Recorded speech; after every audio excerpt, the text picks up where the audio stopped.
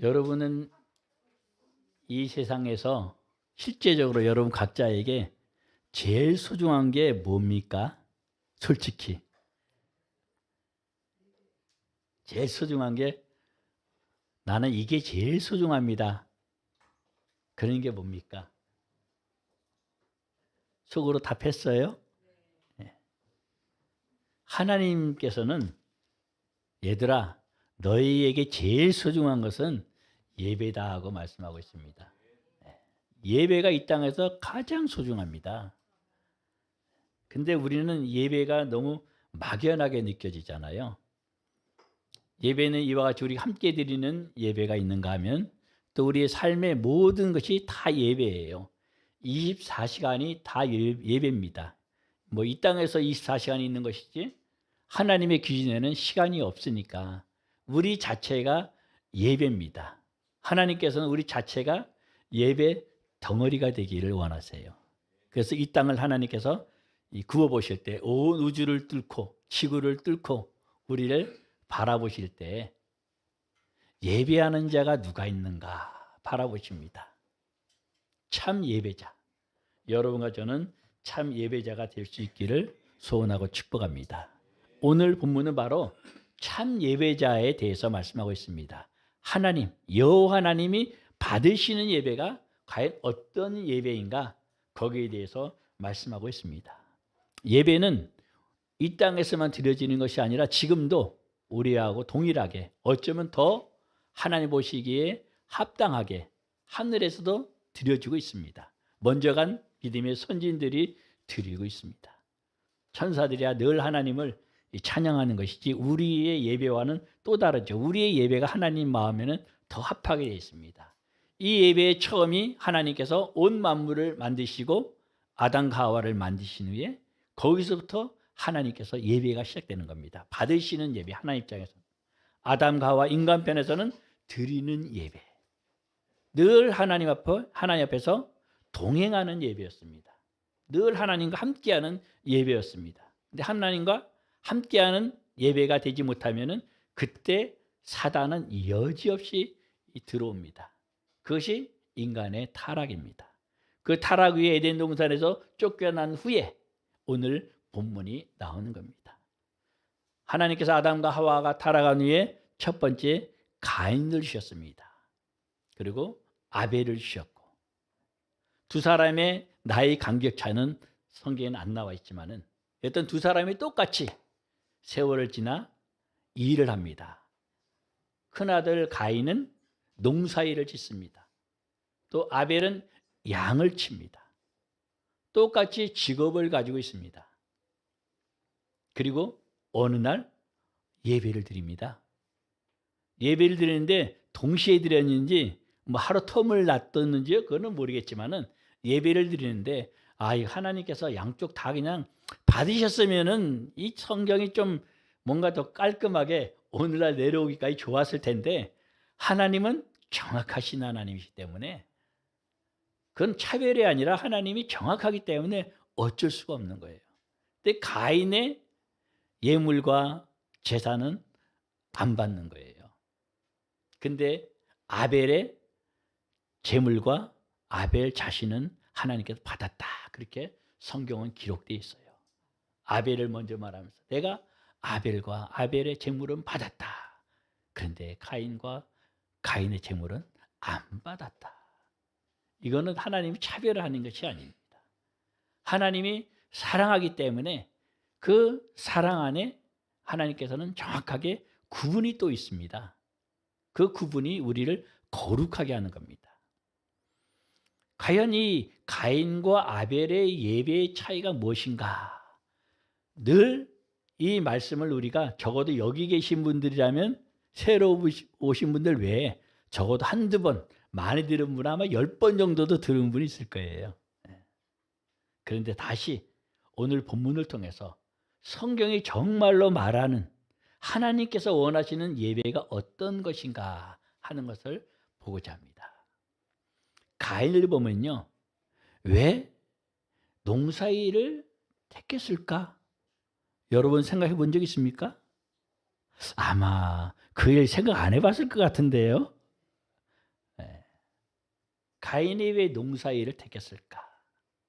그것은요, 아담과 하와가 타락하니까 하나님께서 아담과 하와에게 말씀하십니다. 이제는 너희가 땅에서 엉겅퀴가 나고 가시가 나기 때문에 땀을 흘리며 수고해야지 그 소산을 먹을 것이다. 이렇게 말씀하시고 명령하셨습니다. 가인이 하나님의 마음보다는 아버지, 어머니, 아담과 하와에게 하나님께 말씀하신 그 말씀의 껍데기만 본 거예요. 그래서 농사를 열심히 졌습니다. 그리고 그것을 예배에서 제물로 올린 거예요. 근데 가인은 양을 쳤다 말씀하고 있습니다. 그래서 제가 왜 가인은 아니 아벨은 양을 쳤다 말씀하시는데 왜 아벨이 양을 쳤을까? 곰곰이 묵상하는데요. 3장 7절 21절 보면은 하나님께서 아담과 하와가 이제 범죄하고 나니까 창피하잖아요. 벗은 모습을 그때는 보는 거예요. 그전에는 벗은 모습이 안 보이는 것이 아니라 빛의 옷을 입었기 때문에 볼 필요가 없죠. 그런데 그것이 해제되니까 벗은 게 보여지는 거예요. 그러니까 무화과 잎을 엮어가지고 치마를 만들어서 가리니까 그거 뭐 햇빛에 가면은 말라버리잖아요. 하나님께서 아담과 하와를 그래도 사랑하셔서 배려하셔서 짐승의 가죽옷을 지어 입혔다. 성경은 그렇게 말씀합니다. 바로 아벨은 하나님의 마음을 본 겁니다. 하나님께서 우리 어머니 아버지에게 아담과 하와에게 비록 쫓아낼 망정 그 전에 먼저 그렇게 짐승의 가죽으로 옷 입혀 주셨구나. 바로 그 짐승의 가죽이 어린 양 예수 그리스도 죽으심입니다. 십자가의 죽으심으로 우리를 살리실 그 하나님의 계획을, 하나님의 마음을 아벨은 읽은 거예요. 아브라함은 그 먼 후예로서 이삭을 제물로 드릴 때 다시 살리실 것을 바라봤다. 바로 예수 그리스도의 죽으심과 부활을 아브라함은 2000년 후에 있을 것을 바라본 거예요. 아브라함보다 훨씬 더 전 세대, 소위 영적으로 하나님과 그래도 가깝고 더 맑고 그랬던 아벨이기 때문에 그 후에 있을 예수 그리스도를 바라보는 겁니다. 그래서 농사일이 아니라 인간적으로 농사일 따라하면 뭐 형 따라하면 편할 수 있죠. 그런데 하나님께서 주시는 그 일이 나는 양을 쳐야 되겠구나. 양을 쳐도 그냥 일로서 했겠어요? 아마 가인은 일로서 먹고 살기 위해서 땀 흘려야지 먹으니까 먹고 살기 위해서 가인은 농사일을 선택해서 열심히 농사일을 했죠. 그리고 추수해서 드렸어요. 뭐 어떻게 보면은 외적으로 보면 잘못된 게 없습니다. 근데 아벨은 양을 치면서 예배를 드린 거예요.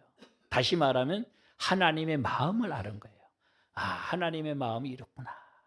비록 우리 어머니 아버지가 죄를 범했지만은 이렇게 용서해 주시고 가죽옷을 입히신 이것은 다시 우리를 회복시키기 위해서 예수 그리스도를 주실 그 미래를 아벨은 바라본 것입니다.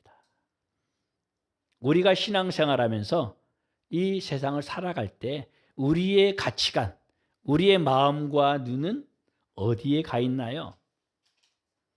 여러분, 우리는 이제 어느 정도 이제 기성세대로서 뭐 살았기 때문에 우리 자식이라도 더 잘 됐으면 좋겠다 하는 그런 마음이 있잖아요.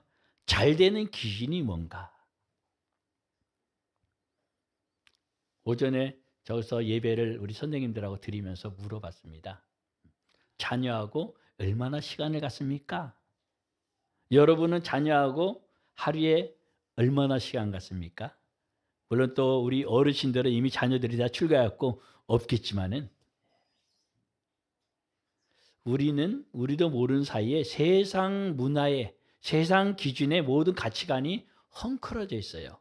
거꾸로 되어 있어요. 다시 말하면 우리가 우리 자녀들을 위해 기도할 때 뭐를 기준으로 기도하나요? 아마 학생들이 공부하는 입장에서는 공부를 열심히 잘해가지고 이제 졸업하고 나면은 대학까지 가서 좋은 대학 가서 연봉을 많이 받고 뭐 이런 쪽으로, 그리고 좋은 또 아내 남편 만나갖고 아이들 잘 낳고 그 잘 사는 거, 그 잘 사는 기준이 뭔가? 답은 예배인데 이 예배를 어떻게 하나님 앞에 드릴 것인가? 삶 가운데서 어떻게 실현해 나갈 것인가? 여러분, 목회자들도 착각하는 경우가 있는데요. 그 어떻게 보면 닭이 먼저냐 달걀이 먼저냐 이런 어떤 웃음소리가 있듯이 이거하고는 차원이 다른 얘기예요. 가정이 중요하겠어요? 교회가 중요하겠어요? 가정이 교회를 위해 필요합니까? 교회가 가정을 위해 필요합니까? 왜냐하면 예배를 바로 드리기 위해서 아주 중요하기 때문에 질문을 드리는 거예요. 헷갈립니까?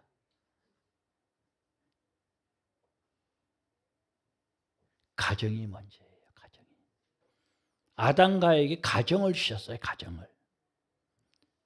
마귀라는 놈이 가정을 해체시키기 위해서, 이건 하나님의 마음을 아프게 하기 위한 목적이죠.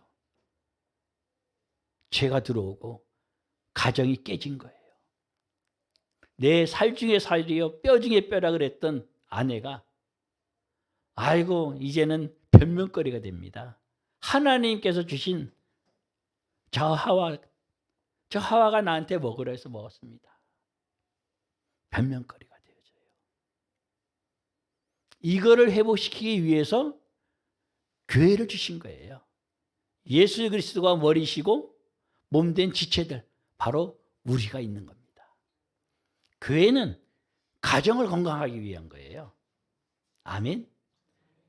가정이 건강해야지 건강한 가정 구성원들이 교회에 와서 함께 예배드릴 때 교회는 자동으로 건강하게 되는 거예요. 그러는 가운데 새로운 분들이 오나 때 묻은 분들이 오나 여러 가지 눈물 날 분들이 오나 그런 분들이 함께 행복하게 변화되는 거예요. 그러나 오늘날 한국교회는 가정의 구성원들이 와서 교회에서 사역하기 바빠요. 일하기 바빠요. 현실이 그래요. 그러면 어떤 결과가 나냐? 한국교회 지금처럼 숫자가 당연히 줄어들죠. 아이들이 보고 배우는 게 없는데. 그래서 여러분 자녀들에게 시간을 얼마나 갖고 있는가? 또 우리 어르신들은 그전에 얼마나 가졌는가? 한번 생각하면서 도대체 어떻게 우리가 살아야 될 것인가? 어떻게 기도해야 될 것인가? 어떻게 예배 드려야 될 것인가? 하는 것을 다시 한번 점검해 볼 수 있는 시간 되기를 원합니다. 가정이 너무 소중해요. 적어도 가정 안에서 예배가 이루어지고 가정 안에서 자녀들에게 믿음이 그대로 잘 계승되면은 오늘날 한국교회에 줄어들 이유가 없어요. 코로나라고 줄어들 이유가 없어요. 소위 가정교회라고 하는 그런 가정교회 역할을 그 모습을 하는 교회들은 본질적으로 성경적인 초대교회에 있는 그런 가정교회를 하는 교회들은 줄은 교회가 거의 없어요. 그대로든지 오히려 더 늘어나든지. 그건 재정도 마찬가지예요. 이 말하는 것은 숫자나 돈을 얘기하는 것이 아니라 과연 건강한 것이 무엇인가? 하나님이 원하시는 예배가 무엇인가? 가정 자녀들에게 잘 믿음이 계승됐으면 당연히 최소한 교회는 숫자가 그대로여야 돼요. 최소한. 그런데 그대로일 수가 없죠. 자녀들이 믿음이 잘 계승됐는데 친구들이 안 따라올 수가 없어요. 그렇잖아요. 우리 교회 주일학교 애들만 해도 벌써 친구 따라 강남 온다고 여기까지 왔잖아요. 그게 정상이거든요. 가정이 건강하면은 애들이 행복하고 행복한 가운데는 거기서 주의 사랑이 흘러가거든요. 그런 가운데 교회 와서 또 함께 믿음의 잔치를 하는 거예요. 이게 예배입니다.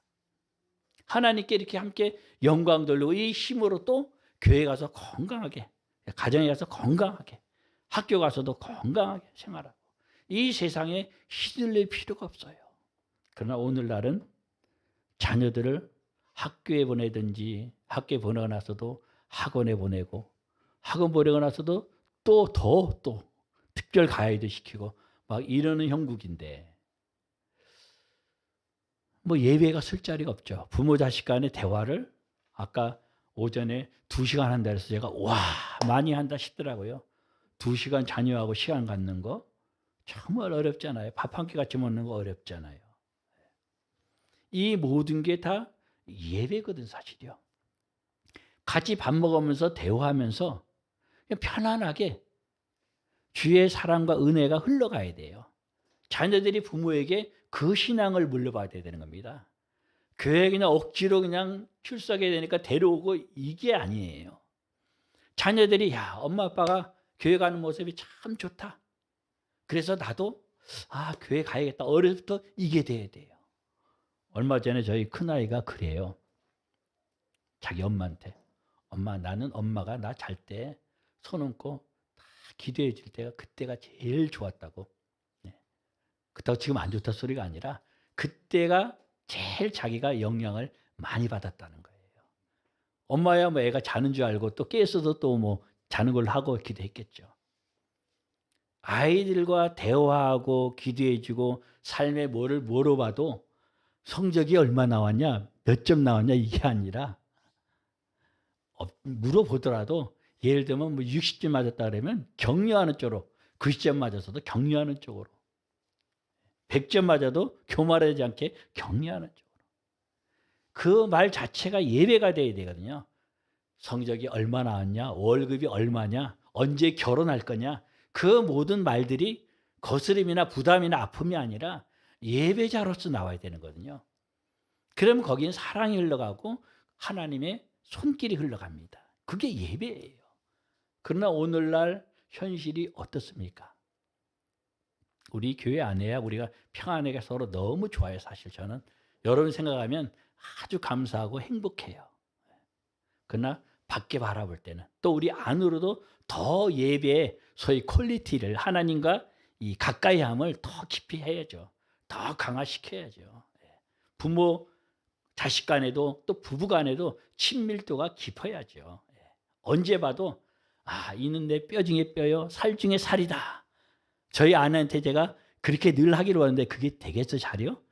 혹가다가 혹가 와 그럴 때 내가 하나님하고 이게 제대로 내가 관계가 돼 있구나 이거 확실해요. 근데 아내가 뭔가 조금 저건 저렇게 했으면 좋겠는데 그러면 내가 하나님과의 이 간격이 있는 거예요. 저를 볼 때는 틀림이 없어요. 우리가 자녀들과의 관계도 부부간의 관계도 성도들과의 관계도 저 사람이 하는 게 좀 마음에 안 들어. 그러면은 그걸 내가 대신 회개할 부분이 있으면 회개하고 중보할 부분이 있으면 중보하고 그게 예배거든요. 아벨은 양치기 하면서 그 들에서 예배를 드린 거예요.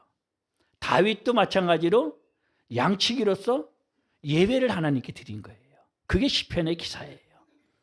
예배자는 전쟁터 나가든 뭐 공부를 하든 어떤 일을 하든 하나님께서 다르게 해주십니다. 다를 수가 밖에 없죠. 그 자체가 구별이고 거룩한 거예요. 다른 거예요. 우리는 이 시대를 살아가면서 너무 이 시대에 우리의 가치관이 막 우왕좌왕하는 것 같아요. 저는 간혹가다 내가 정말 속았구나 싶은 게요. 저희 아이들 기를 때 딸 아들 구별 말고 둘만 낳아 잘 기르자. 아마 여기 속은 사람 많을 거예요. 저희 인도네시아 때도 보면 온천 가는 데 보면 두 아낙 쭉쭉 그래요. 둘이면 충분하다 이 소리거든요. 성경은 충만하라 그랬거든요. 번성하라 그랬거든요. 뭐 그것도 우리 인력으로 안 되지만 적어도 아이들을 제한하고 이렇게 다른 색으로 보면 안 되죠. 저희 아내 친구 가운데 지금 사모님인데 그분이 자녀가 5이에요. 5. 그분이 친구들이 이렇게 만나고 그러면 그런데요. 우리 집안은 사모 되기 전에 우리는 애가 4이에요. 그랬대. 창피해가지고. 애만 낳은 것 같으니까.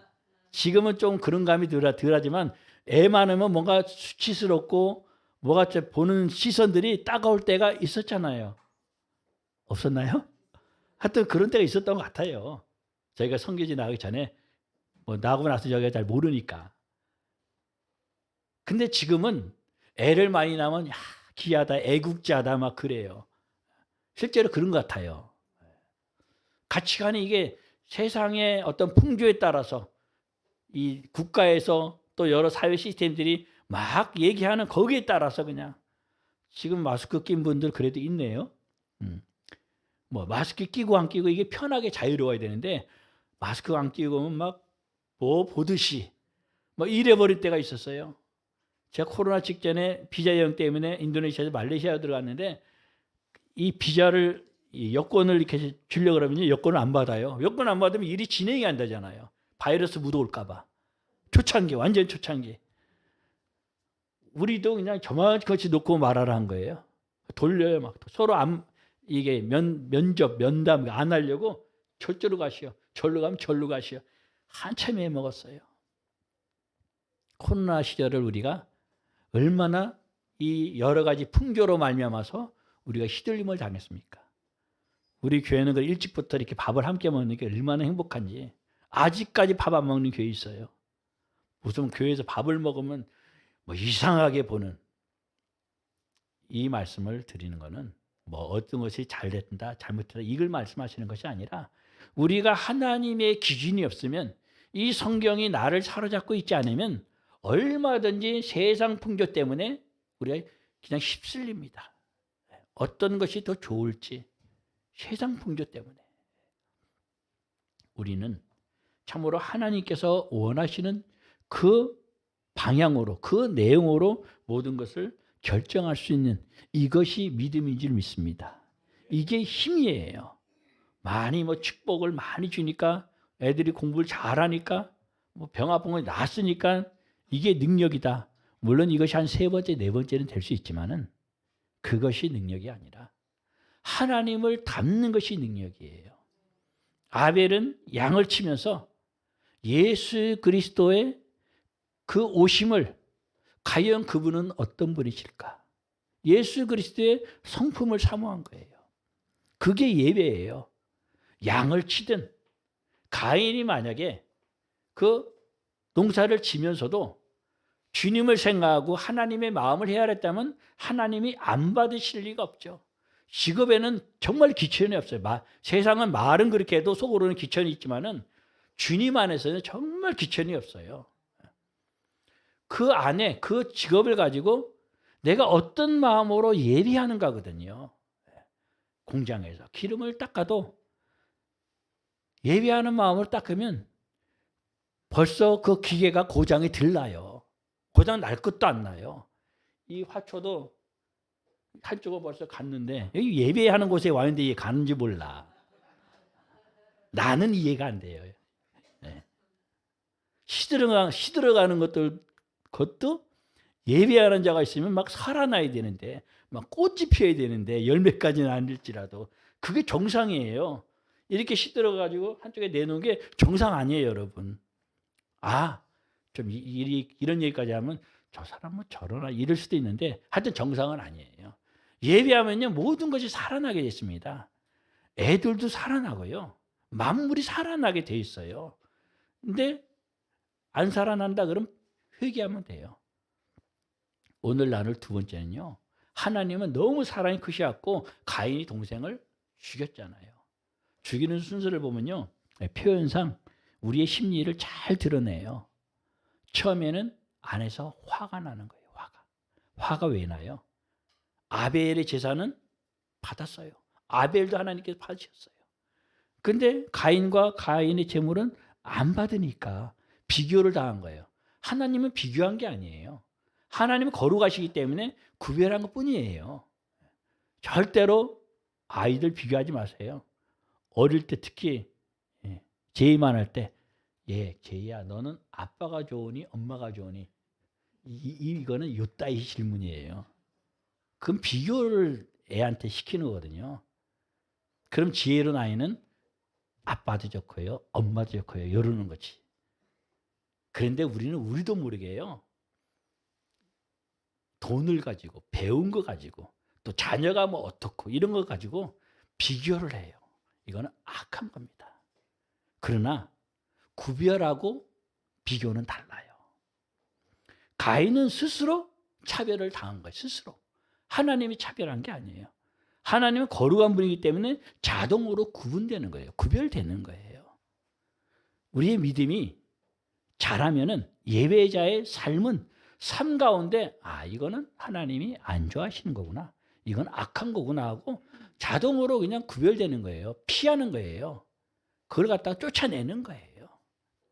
이게 예배자거든요. 근데 가인은 마음속에 화가 일어나면은 빨리 마음을 다스려야 되는데 그러지를 못하는 거예요. 그래서 안색까지 변해요.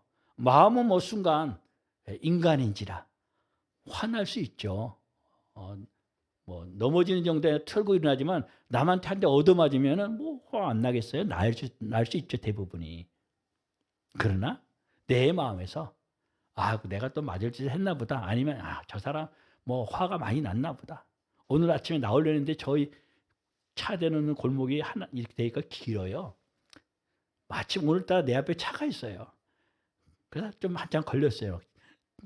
막 번호 보고 막 이러고 연락하고 그러느라고. 한참이라 10분 정도. 근데 아침에 10분은 꽤 긴 시간이죠. 그거를 투덜투덜 화를 내고 그랬으면 내가 또 조금 이 시간 쓰는데 좀 구김살이 있었을 거예요.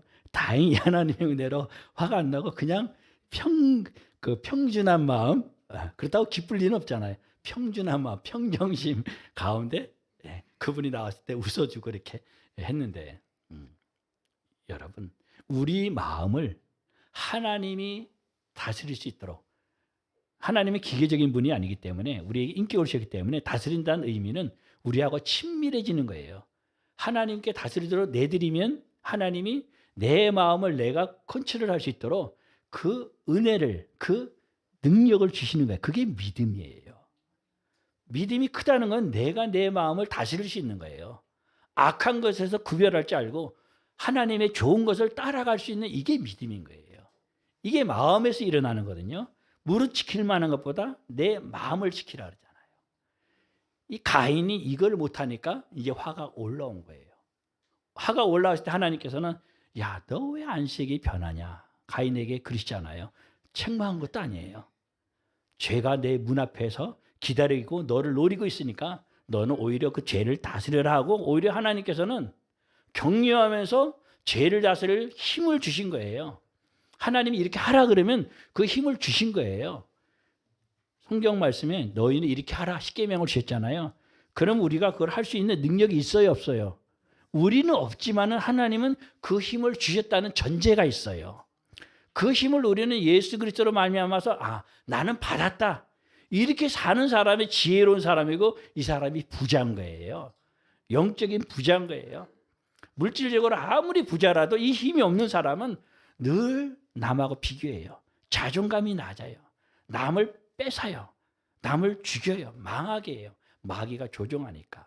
사회 보세요. 자존감이 너무 낮기 때문에 이런 일들이 일어나는 거예요. 우리는 인간 죄성은 다 자존감이 낮아요.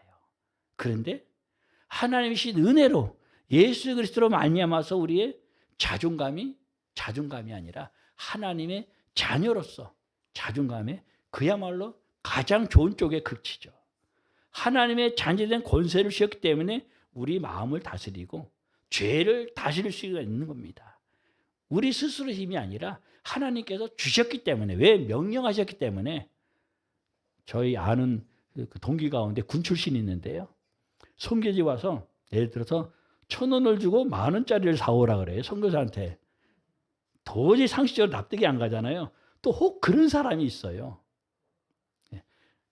한 11,000원 주고 10,000원짜리 사오면서 1,000원은 차비하는지 뭐 껌사 먹어 이런 말이 되는데 말이 안 되잖아요. 그렇죠? 하나님께서 우리에게 명령하셨는데 할 수 없는 것 자체로만 명령하면 하나님이 말이 안 되는 분이잖아요. 근데 절대 그럴 리가 없잖아요. 그렇죠? 그러니까 하나님이 우리에게 주신 거거든요. 이 주신 은혜와 능력을 우리가 인정하면서 사는 게 그게 예배인 거예요. 세상 사람들은 지금 다 안 된다 그래요. 뭐 경제가 다 어렵다 그래요. 소유 기름값이, 가스값이, 연료비가 얼마나 올랐어요. 뭐 안 된다 소리 하는 게 정상이에요. 이스라엘 백성들이 불평하는 게 그게 정상인 거예요, 사실은요. 하나님만 빼면은. 그러나 하나님이 계시기 때문에 불평이 아니라 하나님께서 어떻게 역사해 주실까? 이 하나님을 기대하는 게 이게 믿음이거든요. 이걸 지키는 게 마음이거든요.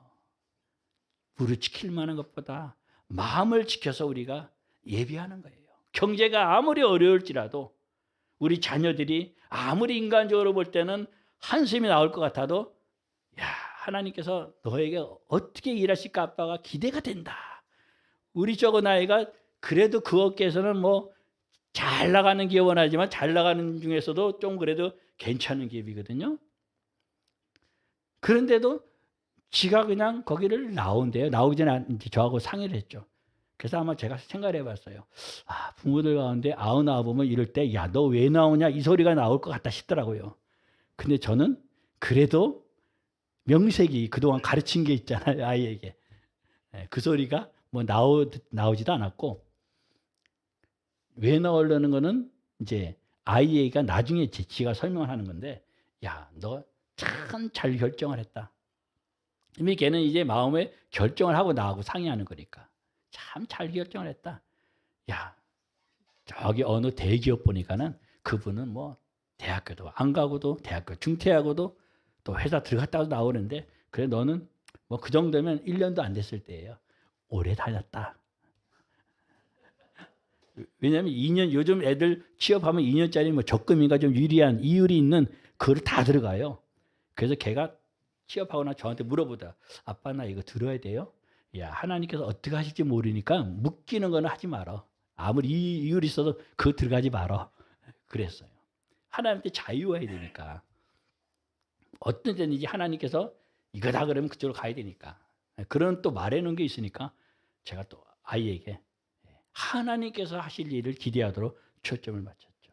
이 말씀을 드리는 것은 우리의 모든 정황 가운데 뭐 가스비가 올라가든 연료비가 올라가든 아이가 인간적으로 볼 때는 엉뚱한 어떤 결정을 하든 또 사람 관계에 우리가 원치 않게 얽히는 게 있든 그 모든 것 가운데 하나님은 다 보고 계시거든요. 보고 계시면서 하나님 뭐 하시겠어요? 저 자녀가 저 가운데 나에게 어떻게 예배를 드리는가. 이거를 하나님께서 보시는 거거든요. 이게 예배거든요. 삶의 모든 영역에서 남들은 불평할 일인데 예배인 거예요. 예배를 드리게 되는 거예요. 믿음이 좋다는 거는요. 지난주에 우리 어느 선교사님 부부를 만났는데 물론 오랜 아는 사이죠. 우리가 볼 때는 뭐 토닥토닥할 내용이 아니라 이렇게 하면 될 일이에요, 그냥. 근데 그게 토닥토닥거리가 돼요. 믿음이 좋다는 거는요. 토닥토닥할 일도 싸울 일도 그냥 그게 오히려 서로 간에 가까워지는 계기가 되고 하나님께 예배드리는 게 되는 거예요. 가인은 이거를 못한 거예요. 하나님이 주어줬어도 그 능력을 주어줬어도 못한 거예요. 그러면 어떻게 되는가? 가인은 안에서의 딱지, 세상에서의 뭐 큰 권자의 딱지 아무 필요가 없습니다. 하나님 앞에 예배자로 서 있으면은 그 사람이 어린아이든 우리 요즘 큐티 사무엘 보잖아요. 어리든 간에 상관없습니다. 아무리 세상에 뭐 그 당시에 이스라엘의 권좌를 다 가진 엘릴지라도 아무 소용이 없어요. 하나님 앞에 예배자로 서 있는가? 저와 여러분이 나는 뭐 직업이 이렇다. 그거 따질 거 없어요. 연봉이 이거다. 내 자식은 이렇다. 그거 따질 거 없어요. 하나님 앞에 예배자로 설 때 하나님께서는 그 삶을 통으로 받으십니다. 단어가 생각이 안 나는데 하나님은 우리를 얼마나 이렇게 껴안고 싶은지 몰라요. 우리를 안아주고 싶고 막 애들이 있어. 큰 애들은 내가 뭐 무거리가 못해. 적은 애들은 막 이렇게 안아주고 싶어요. 막 안고. 하나님은 뭐 우리의 무게가 얼마 되겠어요? 막 안아주고 싶죠. 한꺼번에 다 안을 수 있죠. 그 하나님의 예배자로서는 저와 여러분이 될 수 있기를 소원하고 축복합니다. 이 시간에 우리